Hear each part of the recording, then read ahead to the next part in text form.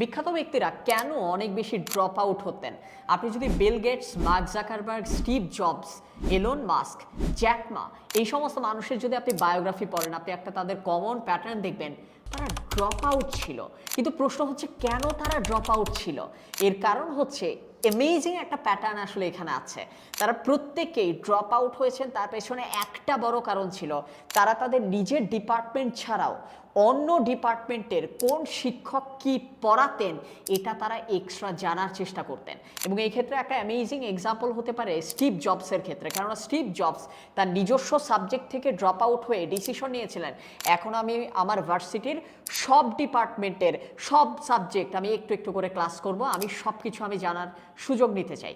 সেই মুহূর্তে উনি ক্যালিগ্রাফির ক্লাসে জয়েন করেন, এবং যেটা তাকে পরবর্তীতে বর্ণভিত্তিক অপারেটিং সিস্টেমটাকে কনভার্ট করে চিত্রভিত্তিক অপারেটিং সিস্টেম আনার আইডিয়া